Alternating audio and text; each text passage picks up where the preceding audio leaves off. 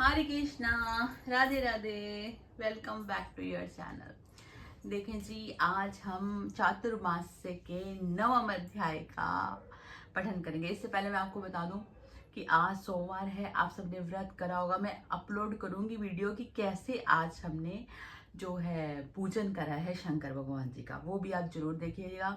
दूसरा, संक्रांति आने वाली है, जब दक्षिणायन हो जाएंगे सूर्य नारायण और कर्क संक्रांति होगी, उसमें क्या करना इम्पोर्टेंट है। और वो जैसे मकर संक्रांति बहुत विशेष होती है, वैसे ये भी एक तरह की बहुत विशेष संक्रांति है, तो उसका भी मैं अलग से वीडियो आपके लिए अपलोड कर दूंगी, तो जरूर देखिएगा। तो अब हम शुरू करते हैं। इस अध्याय में हम देखें पर सुनेंगे महादेव जी के द्वारा पार्वती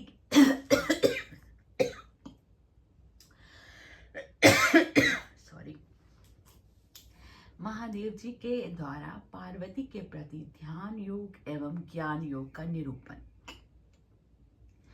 पार्वती जी, देवेश्वर, आप ऐसे उपाय कीजिए जिसमें मैं ध्यान योग को पाकर ज्ञान योग की प्राप्ति कर सकूं।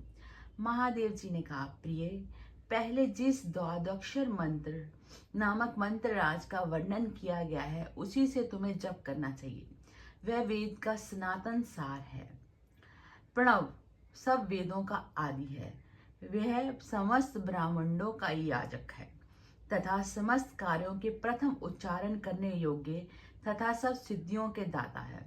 उनका शुक्ल वर्ण है। मधुछंदा ब्रह्मा ऋषि है। परमात्मा देवता है। गायत्री छंद है तथा समस्त कर्मों में उनका विनियोग किया जाता है। देवी, जो प्रतिदिन संपूर्ण बीजाक्षरम द्वादक्षर मंत्र का जप करता है, वह पापों से लिप्त नहीं होता। ये द्वादक्षर लिंगम में अक्षरों से युक्त द्वादक्षर मंत्र क्रुम चक्र में स्थित है। विनियोग सहित प्रत्येक वर्ण में ध्यान, ऋषि, बीज, छंद और देवता आदि के चिंतन पूर्वक ध्यान, जप और पूजन करने पर सब भक्तों का कर्म जनित बंधनों से मोक्ष हो जाता है।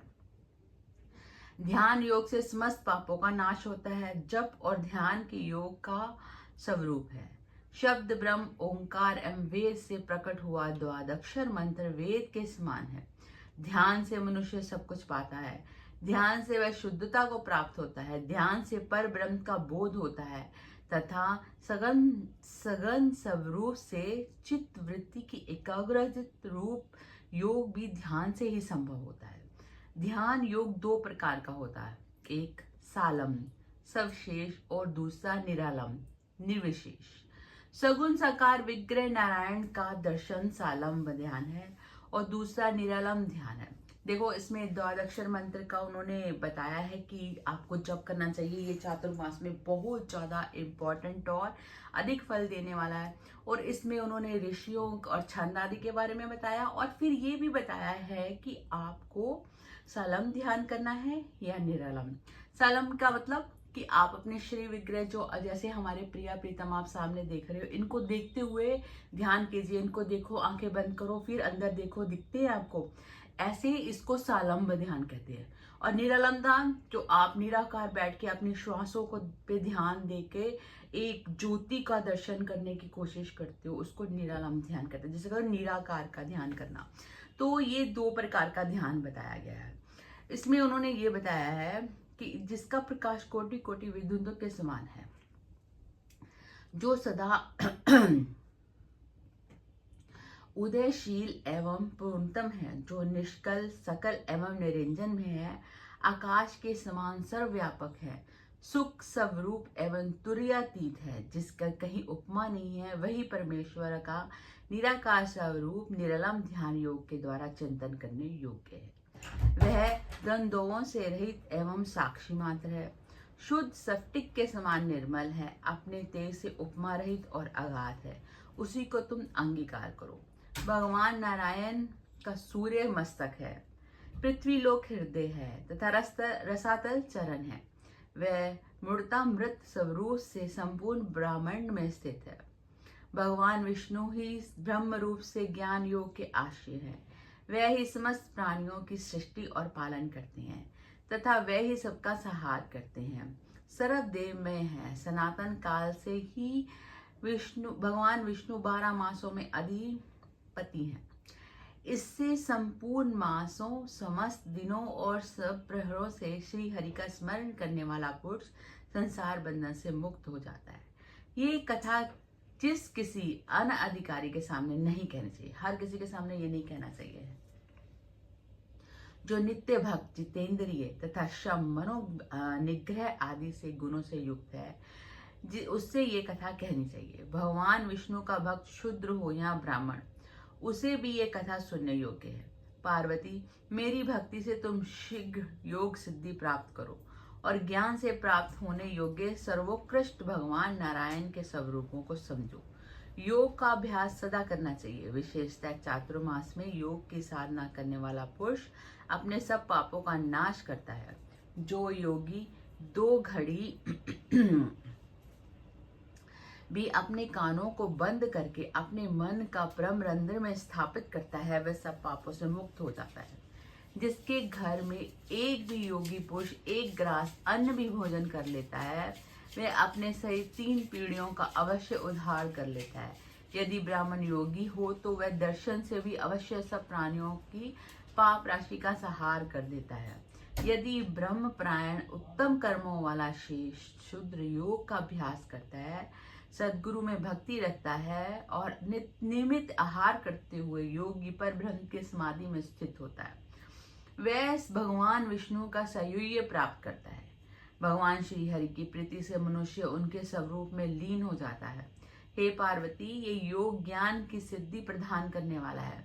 सनकादि आचार्यों तथा मुक्ति की इच्छा वाले देवेश्वरों ने भी इसका सेवन किया है। सर्वप्रथम योगियों की सदा ज्ञान की संपत्ति होती है, उस ज्ञान संपत्ति से गृहित होकर मनुष्य योगी होता है। तदंतर योगी के आगे अनिमा और आदि सिद्धियां उपस्थित होती हैं, परंतु श्रेष्ठ योगी उनमें मन नहीं लगाता। योग से संपूर्ण गानों और यज्ञों का फल प्राप्त होता है।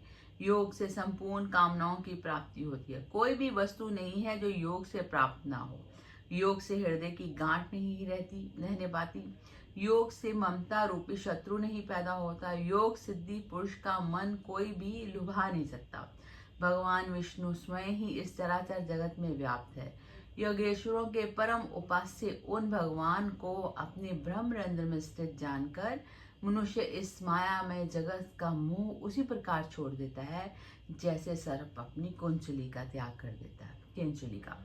तो इसमें भगवान ने, शंकर भगवान जी ने माँ पार्वती जी को द्वादक्षर मंत्र की महिमा बताई है और बताया कि ध्यान की कौन कौन सी विधि है, एक निराकार और एक सारम्य ध्यान। तो इसमें आपने कोशिश कीजिएगा कि आप भी अपने ठाकुर, जो आपके लड्डू गोपाल हैं, चाहे आपके युगल सरकार हैं, जो भी आपके शाम सदाशिव हैं, मातेश्वरी है, जो जिनका भी आप पूजन करते हो हृदय से, उनके ध्यान करने की, उनको देखकर आंखें बंद कीजिए और मन में उनको लाने की कोशिश कीजिए। ऐसा ध्यान करने की कोशिश कीजिए। ये चातुर्मास में बहुत ही आपको मुक्ति और सिद्धियां प्राप्त कराने वाला होगा। जरूरी नहीं है कि, देखो कुछ लोग ऐसे भी होते हैं जिनको धन आदि की बड़ी इच्छा होती है, तो ये जो है ध्यान आपको सिद्धियां दे सकता है ना। तो आप इससे सब कुछ प्राप्त कर सकते हो। तो कृपया जरूर कीजिएगा। तो हम नेक्स्ट व्लॉग में मिलते हैं। प्लीज़ लाइक, शेयर और सब्सक्राइब जरूर कीजिएगा। मैं आपके लिए इतनी जगहों से ढूंढ के लेके आती हूँ, इतने शास्त्रों में से, कि कौन सी बात है जो आपको बताऊं जिससे कि कोई ना कोई तो भक्ति में लग ही जाए। तो इसका बेनिफिट मुझे भी यही होएगा कि मेरे को भी ठाकुर जी के चरणों में भक्ति मिलेगी। समझो कि आप लोगों को तो मिलेगी ही मिलेगी, मेरा भी इससे कल्याण होगा। तो कृपया जरूर कीजिएगा और एक लाइक से मेरा मनोबल बढ़ेगा, तो बढ़ाइएगा। तो फिर मिलते हैं नेक्स्ट व्लॉग में। राधे राधे।